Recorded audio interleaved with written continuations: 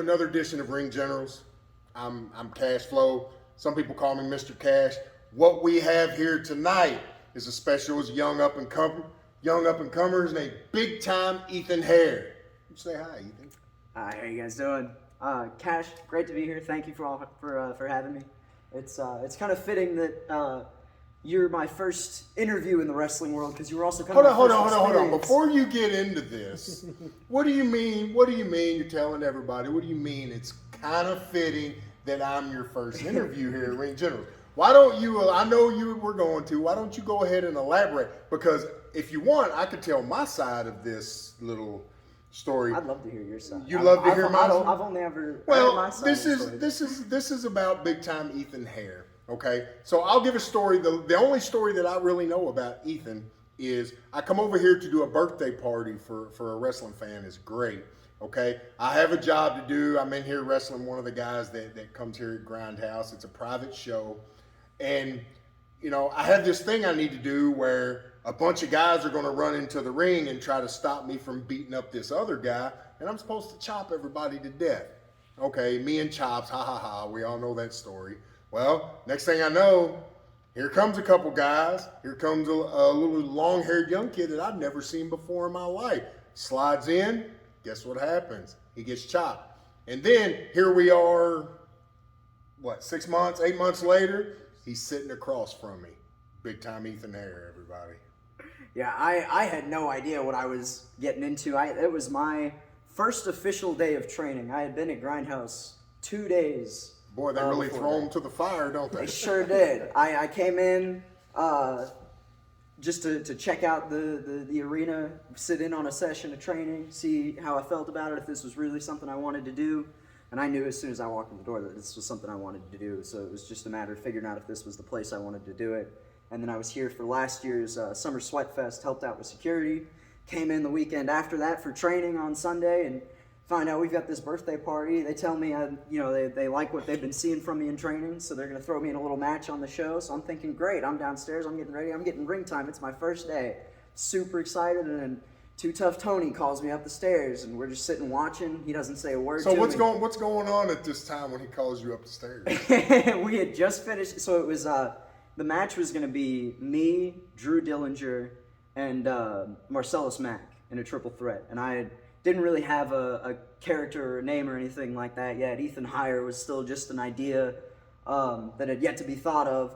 But we knew that we had two big boys and then little old me, so we wanted to play around with that. And we had just come up with this idea to put together a fun little match where I come out and I pretend to be the biggest dude out there, and they're just brushing me off. And then all of a sudden I get the call from Tony, and we're just sitting behind the curtain. He doesn't say a word to me, and we're just watching Cash do his thing. And all of a sudden he goes, "All right, go out there and get Cash. Go, go, go," and just sends me on out through the curtain. So I just run out, little starry-eyed kid, not knowing what to do. What were you thinking? What were you thinking that you were going to do? Seriously, what was going on through your head? The guy that brought you in the business is telling you to go out there and get me. What are you thinking? Right.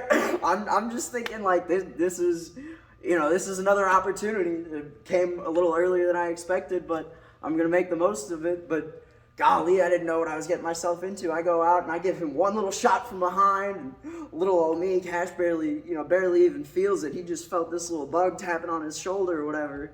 Turns around, presses me up high over his head, and I'm thinking, here we go, we're going for the ride. Brings me down with this big gut buster, sets me up in that corner and gives me the first chops I've ever taken, first move I've ever really taken in wrestling, and that was my initiation into the business. Well, welcome to the business, kid. But that's a great story because here you are, however much time later, it didn't deter you from chasing. No matter how much jitters you had or whatever you were thinking going on in your head. That's kind of what pro wrestling is. You start out with a comfort zone that's about like this, and being able to create a larger comfort zone, it makes things easier for you in wrestling, and it allows you to come out of your shell and be who you really want to be in professional wrestling. I like that story. Thank you, Ethan, for that. By the way, is Ethan Heyre, is that your real name? What is your... Ethan is. Heyre is not. Heyre was So after that first birthday party show, I knew I needed to start thinking of some kind of character that I wanted to portray in wrestling. That's as much as the business is about the things we do in the ring, it's also just as much, if not more so, about why we're doing them. Absolutely. And it's all about the who we are as we do them. And I knew that I always heard that in wrestling, the best characters are a version of yourself just turned up to 11. And me not being That's absolutely true. biggest guy out there, I knew that I had to make up for the physical discrepancies with that big personality, because that's what always drew me to wrestling as well, was just the huge personalities. As a kid, I was huge into like comic books and superheroes and Star Wars and stuff, and wrestling was real life superheroes. So I knew that I had to come out and be larger than life, you hear all the time. And that's kind of where the tagline, Mr. Larger Than Life, came from. And that's kind of how I came up with the idea of big time Ethan Heyre. If I want to make it big time, I've got to have that giant personality, because God knows I don't have a giant build or anything like that. But that's exactly what you need. And you did say it correctly.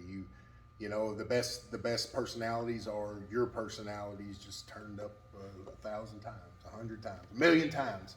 You know, that's a good mindset going into it. Keep that mindset, and always strive to be bigger than you were the day before, regardless of how you look. You don't draw money. It's about the heart and the personality. Some of the biggest, most jacked up guys in the world couldn't draw a dime. Okay, it's really all about the personality. So you're on the right track. So won't you tell everybody listening out there, Ring Generals? Won't you tell everybody how long have you been in professional wrestling? So I started training. We'll be coming up on a year at the end of July, beginning of August. Fresh out the gate. Yeah. Fresh out the gate. So once I started training, other than that first birthday party, I started really having matches where I got to really apply some of the things that I was learning and stuff on other birthday shows and really start playing around with this character right around December. And I had actually been recovering from a broken collarbone. I broke my clavicle in here in training about 2 months in. Oh, goodness. And part of my recovery process was kind of getting back into the ring and in a live setting and getting some reps that way. Right. And that also kind of helped prep me for what would eventually be my first match in January, my first official match at this past month's Rumble. I debuted, and we had a body slam challenge. It was me and a fellow by the name of Roughneck Dawson, who's probably not quite as built as you, but around the same size. He's probably about the same height, beefy boy, about 240 pounds, and they put me up against him in a body slam challenge for the kickoff show for the Rumble. And How was that? Was that pretty fun? It was a lot of fun. And that's a good, for somebody your size. You probably end up doing a lot of those gimmicks. Mm-hmm. It's going to be you versus a bigger fella, and you're going to have to run those type of challenges, and that's where the big personality comes in play. So always ask a lot of questions of your agents, your bookers, and you can really learn how to take that gimmick and run, brother. You really can. I mean, you can do that. So so a little less than a year, huh? Yeah. What do you think so far? You broke your collarbone. Yeah. How's that healing? Tell everybody how that's healing up. It's going good. It was the recovery process actually took a little bit less time than I initially thought it was going to. So I'm very thankful for that. It was not as bad as I initially thought it could be. Mm-hmm. So I was able to recover pretty quick. I was in the sling for about 2 months and then started coming out right around December, and that's when I started getting some ring time again, and admittedly against doctor's orders, because they told me not to come back until about January. But I thought, all right, well, light work. I know my limits. I know my body's limits. I know how I'm healing right now. So as long as I pay attention to that stuff, I'll be all right. So I was eager to get back into the ring though, but it healed up very well. I didn't have any problems coming in early or anything, and since then it's been it's as strong as ever. Every once in a while you still kind of feel a little pop around, but I'm doing just fine. Feeling 100%, feeling great. Well, that's good. That's good. Injuries like that, they come and they go, and how you take care of yourself and your particular lifestyle can help with that. It sounds to me like it's healed pretty good, so you're doing something right. That's a good thing. That's a real good thing. So tell me, all right, where where did your love of professional wrestling come from? Where did you get started, and who kind of influenced you in wrestling? Oh man, so I've been a wrestling fan since I was since I was about 9 or 10. And how old are you now? I'm 21 now. Okay.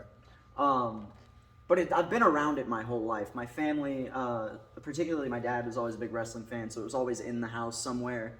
And then right about 8, 9, 10 is when I finally started to really kind of understand it and be drawn to it. And like I said, as a kid, I was always into those superheroes. Now, come on now, Ethan. Let's be honest. Wrestling is one of those things you won't understand for another 20 no, years. absolutely. But I finally processed what I was seeing on TV. It caught your eye, right. And you're like, okay. Yeah, because before I was just seeing guys on TV, but I didn't really know what they were doing. Right. And right about 8, 9, 10 is when it finally caught my attention, and I could hear the words they were talking about and stuff like that. I was finally old enough to catch on. Who was it that caught your attention? So there's actually two, because there was a guy that caught my attention because I really liked him, and there was a guy that caught my attention because I really didn't. The guy that really hooked me was John Cena. That was my guy. I got you. And then what really got me invested actually was the big heel of my childhood at the time was CM Punk, and it was an old school edition of Raw. And he came out and he cut a promo where he had teased the people that he was going to bring out Stone Cold because everybody wanted to see the Punk-Austin match. Mm-hmm. And he hit Stone Cold's music, and Stone Cold didn't come out.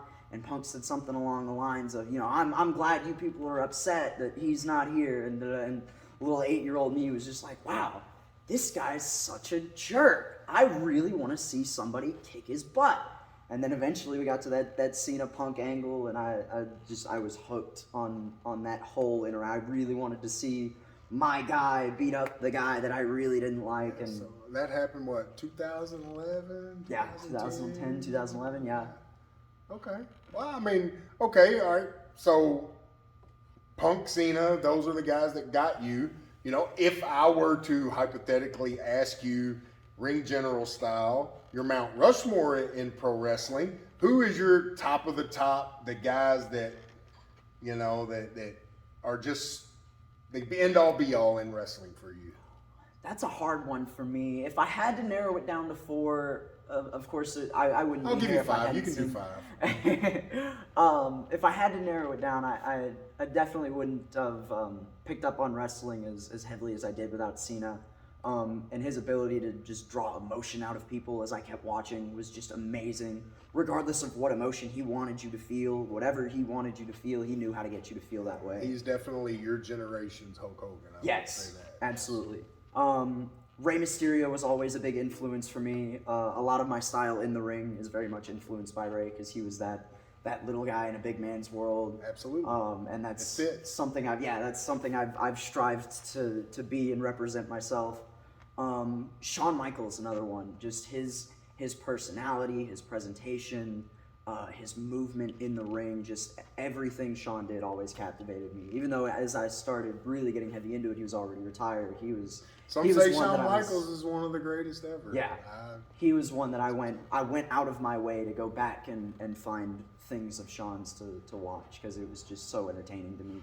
And then I hear this one come up a lot. I feel like it's a recurring theme on Ring Generals, but Dusty Rhodes, obviously. Yeah. He's just his mind for the business, the way he rolled with the punches, whatever came his way. He not only created a lot of brilliant things in wrestling, but was able to help foster that for other people both as a booker, as a coach. Just that's somebody that is a talent for wrestling, a mind for wrestling, and you can tell had a sincere, deep, heartfelt passion for wrestling. And I think that's something that to really make it in this business, you've got to have is passion for it. Absolutely. There's no you can't exchange passion in pro wrestling. You can't exchange passion for anything. If you don't have it, wrestling will eventually run cold on you. You have to always have that inside. It has to be what you want, and if it's not, it'll eat you up. Sounds to me like you're on the right track, Ethan. Sounds to me like you're on. Would you care to have a body slam challenge with me right now? I don't know. I didn't bring my gear or anything like that. Are we ruling out the chops? Because A body slam challenge is one. I don't know if I could stand like a chop challenge, but You don't know if you can stand a chop challenge? I don't know was if my just talking. chops. I was Like just talking. I can take them, but I don't know if I could give them back as well. I was but- just talking about a body slam challenge. Why do people always talk about chops around here? What is the malfunction? I don't know. I was just talking about a body slam challenge. I mean, I wasn't talking about no chops. I'd be down for a body slam challenge. I might have a tough time, but I'd try to find a way to make it work. You pressed me up pretty easily. I'd have to find a creative way to get around that, but Nah, we won't. I think it'd be fun. Well, maybe we'll do it. Maybe we'll do it. Maybe we won't do it. Let's keep going. Okay. Now, before we sign off and tell all the Ring General fans, bye.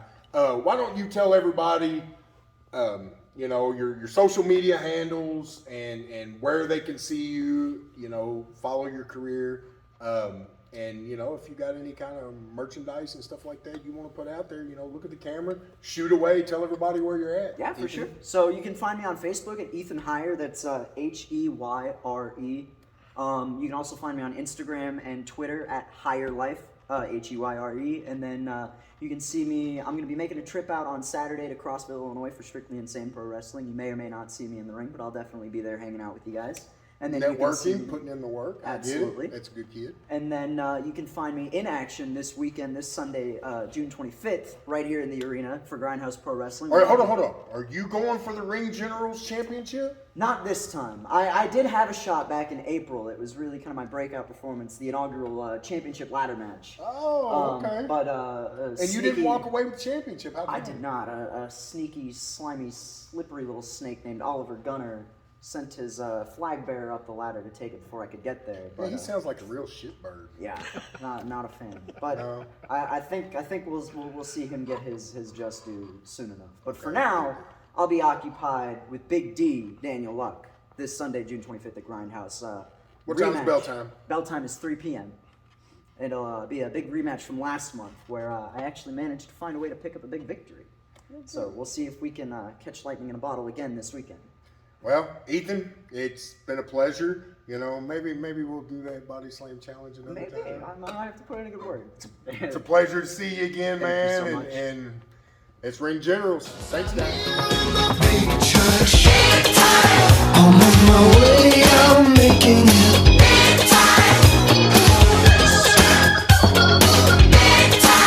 I got to make it show.